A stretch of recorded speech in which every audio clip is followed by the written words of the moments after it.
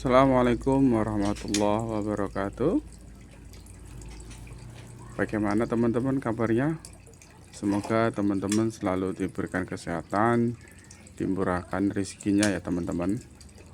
Baik, pada kesempatan kali ini saya akan berbagi pengalaman teman-teman seputar kicau mania, tentang tips dan cara sukses beternak murai batu ya teman-teman. Nah, ini mungkin disarankan untuk pemula ya, pemula yang atau mau beternak murai batu ya teman-teman. Mungkin kalau untuk para senior yang sudah berpengalaman, aduh ini saya kalah jauh ya teman-teman. Nah, ini hanya saya sifatnya berbagi pengalaman dan memberikan informasi ya untuk para pemula ya. Nah, jangan lupa teman-teman untuk like, subscribe, dan share video ini apabila ini bisa bermanfaat buat orang lain ya teman-teman. Oke, saya tidak akan panjang lebar teman-teman. Mungkin ini sedikit saran dan cerita pengalaman ya teman-teman, supaya menjadi bahan pertimbangan dan informasi untuk teman-teman semua. Jadi saya beternak murai batu dari tahun 2023 ya, pertengahan ya teman-teman. Nah, ini pun saya baru berhasil 2026 ini teman-teman, tepatnya bulan Maret teman-teman baru bisa produksi. Nah, saya berarti dari 2 tahun itu belum menghasilkan anakan teman-teman. Jadi ceritanya saya awalnya ini beli trotolan ya, beli trotolan usia muda, kemudian saya rawat hampir 1 tahun lebih, namun belum produksi. Nah, dalam proses persiapannya, saya karena masih nafsu dan saya pengen penasaran ternak murai batu ya teman-teman, saya beli di peternak teman-teman, yang memang peternak itu sudah tidak akan lanjut ternak murai lagi. Nah, saya ditawarin harga 2 juta teman-teman, harga 2 juta dapat pejantan 1, indukan 2. Nah, satunya blorok teman-teman. Nah, saya tergiur harga murah teman-teman, tergiur harga murah, dan saya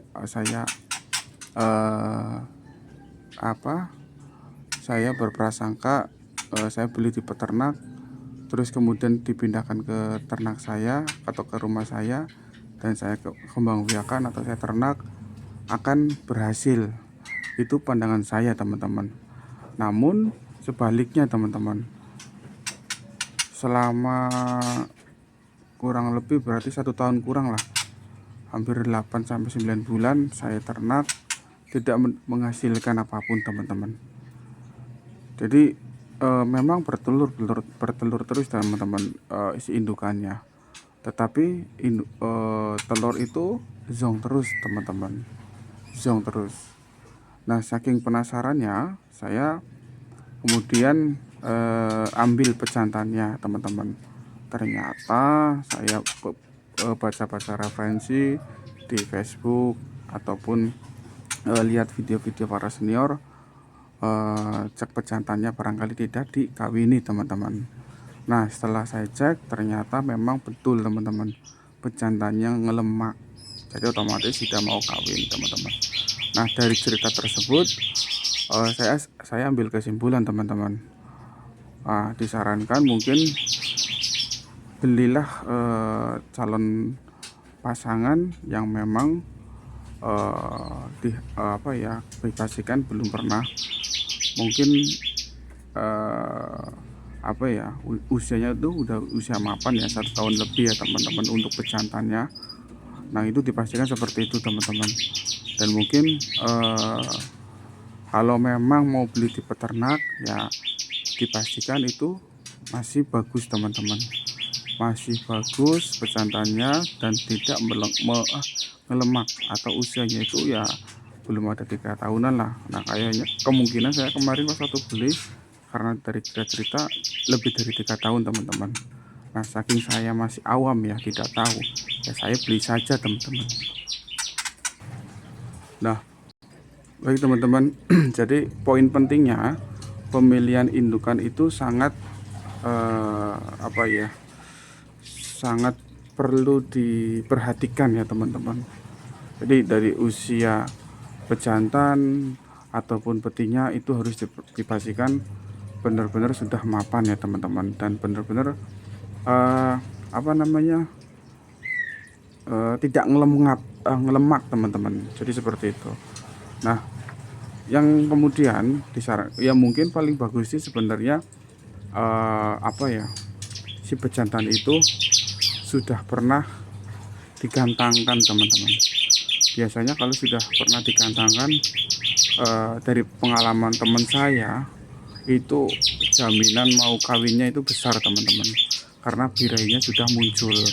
Nah ini teman-teman, ini ya, ini jadi usia 1 tahun lebih pun sudah 3 kali mabung, dia tidak pernah kawin teman-teman. Nah saya baca minta saran dari para peternak yang sudah pengalaman. Nah sudah tak kasih apa namanya, kasih ulat Hongkong, dan dikasih apa namanya, ikan cere atau ikan gabus, ikan kecil lah teman, gapi ya teman-teman. Nah alhamdulillah ada hasilnya teman-teman. Kemudian saran lagi dari teman saya juga, ditempel sama pejantan lainnya teman-teman. Nah berhubung saya tidak memiliki pejantan lainnya, akhirnya saya solusinya tak pancing teman-teman, tak pancing dengan suara murai batu MP3 teman-teman yang kawin. Nah, akhirnya di situ alhamdulillah ketemu teman-teman. Memang apa namanya, kalau bisa memang yang sudah pernah gantangan teman-teman, yang sudah pernah gantangan. Kalau memang belum pernah gantangan ya, berarti mau nggak mau dipancing menggunakan MP3 atau apa namanya, dipancing dengan murai batu lainnya, dengan cara ditempelkan teman-teman. Ada lagi teknik, mungkin dikasih cermin teman-teman di hadapan aviarinya, tapi saya belum pernah mencoba teman-teman. Kalau saya melihat beberapa postingan ada yang menyarankan seperti itu, tapi saya belum pernah mencoba teman-teman. Jadi itu sangat penting ya teman-teman. Nah kemudian pakan teman-teman, pakan itu juga penting teman-teman. Nah saya selama 1 tahun lebih itu saya tidak apa namanya, tidak memperhatikan benar-benar pakan teman-teman. Maksudnya pakan yang apa? Pakan yang dikasihkan ke jangkrik teman-teman. Jadi disarankan pakan yang dikasihkan ke jangkrik itu posisinya apa ya, yang bernutrisi bagus ya teman-teman. Nah kalau dulu saya hanya asal memberikan pakan ke jangkrik berupa sisa-sisa sayur yang ada di dapur ya teman-teman. Nah ternyata itu kurang bagus ya, maksudnya mungkin saya juga tidak menseleksi pakannya ya teman-teman. Itu sangat penting teman-teman. Nah tetapi saya akhirnya mencari alternatif, saya menggunakan jamu-jamuan teman-teman, seperti jahe, seperti kunyit, terus apa namanya, sereh, batang sereh ya saya kasihkan teman-teman. Nah itu juga kan sebagai bahan jamu ya, memperbaiki metabolisme tubuh dari murai batu itu sendiri. Nah, alhamdulillah dengan proses pemberian itu pun ada perubahan teman-teman dari murai batu itu sendiri. Bahkan burung lainnya seperti ciplak kristal alhamdulillah pun produksinya bagus teman-teman, dengan pemberian kalau saya ini fokusnya pemberian kunyit teman-teman, kunyit atau kunir ya yang warna kuning. Nah itu baik untuk pencernaan si burung ya teman-teman. di jangkriknya ya, berarti saya ngasihkan sore, pagi hari dikasih pur juga teman-teman. Jadi jangkrik itu dikasih pur, dikasih kunyit. Nah, esok harinya kita kasihkan ke burung murai batu teman-teman. Seperti itu ya teman-teman. eh jadi mungkin saya kasih kesimpulan 3 poin teman-teman. 3 poin. Mungkin ini cara tips di kandang ternak saya ya teman-teman. Poin yang pertama adalah indukan dari segi umur ya, dari segi umur dan dari segi kesiapan teman-teman. Nah, dari umur ya diharapkan mungkin usia 1 tahun lebih ya, 1 tahun setengah lah untuk pejantannya, dan yang betinanya kalau di saya ini ya lebih baik memang di usia 1 tahun itu paling bagus. Tapi sebenarnya memang usia 9 bulan atau 8 bulan pun udah bisa ya, cuman hasilnya takutnya kurang maksimal ya teman-teman. Nah, harapannya sih memang udah 1 tahun lebih ya teman-teman. Nah, yang disarankan sih itu kalau ada referensi yang lain yang teman-teman mau mencoba ya monggo. Kemudian dari faktor yang kedua adalah eh, kita melihat dari tingkat birahinya teman-teman.